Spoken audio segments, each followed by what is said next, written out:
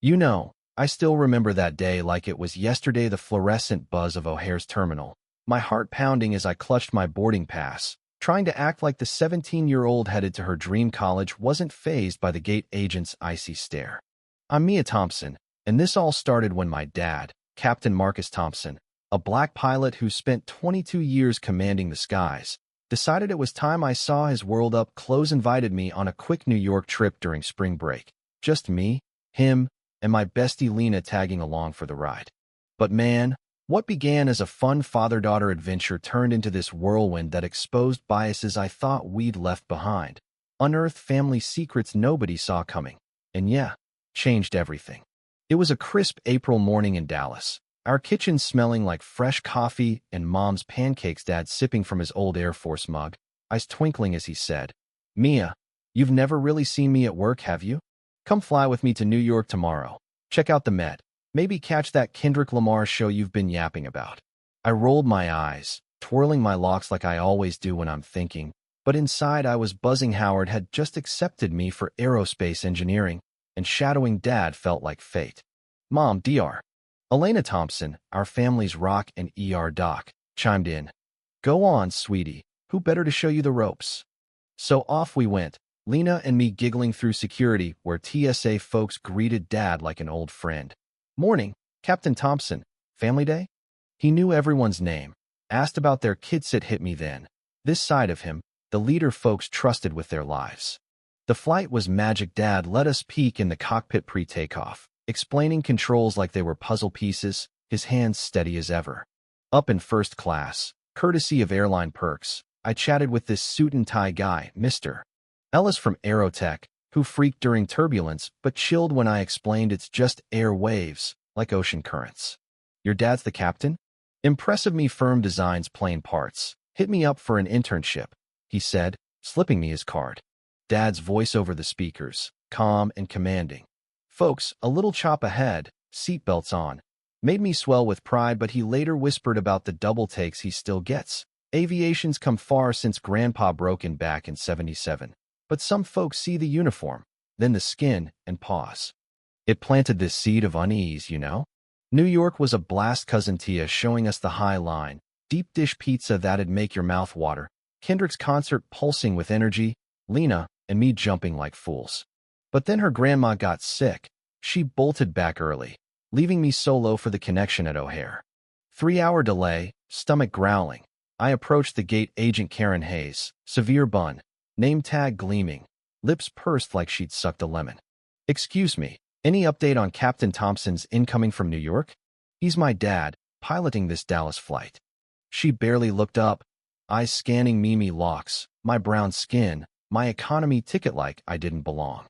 "Captain Thompson's your father?" "Honey, I've worked these gates 15 years, I know our pilots." Her laugh cut sharp, dismissive. "Do you know how many try pulling stunts for priority boarding? You'll wait with Group 5.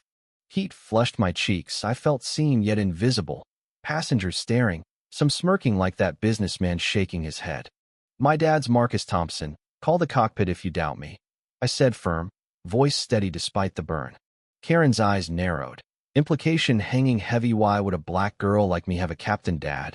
"Move aside, sweetie. First class boarding now." I froze, heart racing. Then the jetway door swung open. Dad strode out, uniform crisp, for gold stripes shining, gray at his temples adding that distinguished vibe. He spotted me, hand on my shoulder, kiss on forehead. "Hey, Mimi," Mom texted about the delay. The gate went dead silent. Karen's face paled. Dad turned, eyes like steel. "Problem with my daughter's boarding, Karen?" She stammered. "No, Captain, just misunderstanding. Get folks trying early boarding." Dad's voice low, edged. "From what I heard walking up, you accused her of lying. She asked about my arrival, not perks." Passengers gawked. Businessman suddenly phone obsessed. Karen flushed. "I apologize. She can board anytime." Dad weighed it. Professional versus pissed. Dad then. "I'd like your supervisor before pushback." We grabbed food, and protective, me venting. "How do you deal with this crap?" He sighed. "Remember Grandpa's trail? I channel that Excel, prove wrong quietly, pick battles." Little did we know, some lady filmed it all. Caption, Gate agent mocks black teen claiming dad's Captain Ill he shows. By landing in Dallas, video exploded millions views, trending as O'Hare Gate drama. Texts flooded. Lena's, you're viral. Classmates, that's messed up. Airline PR calling dad. At the crew bar celebrating his anniversary, co-pilot Sophia joked, Captain's famous now. But tension brewed. Chief pilot summoned him. I fumed. Why care about their feelings? She humiliated me. Dad nodded. It's bigger, Miss Symbol now, gotta respond smart. Then the bomb. Karen emailed. Need to talk me mom dated your dad in 77. DNA says we're half sibs. Shock grandpa's affair during segregated times, hidden kid. But wait. Deeper. Tests showed grandpa had white ancestry too, blurring lines we'd taken as fact. Media frenzy shifted from bias to family twist and skies. We pressed on, Dad launching a mentorship for diverse aviation kids, me interning with Ellis, Karen joining to train on assumptions. At the presser, I said, what hurt wasn't just doubt, it was not seeing connection possible. Dad added, Sky don't care about color, neither should we. Program boomed 137 applicants first year, including this girl Amara who'd seen us on a train, inspired to fly. 5 years on, Dad retired with water cannons arcing like a gateway, crew cheering, mints like Amara now captains. I designed planes at Aerotech, Karen's family now awkward Thanksgivings, but real. Grandpa's logbook. Patricia wait, Karen found it, bridging gaps. But here's the rub.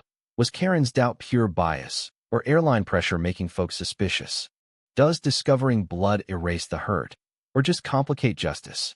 What do you think? Bias in everyday spots like airports, fair to forgive when families involved? Drop comments, share your stories. Let's chat about making those connections real.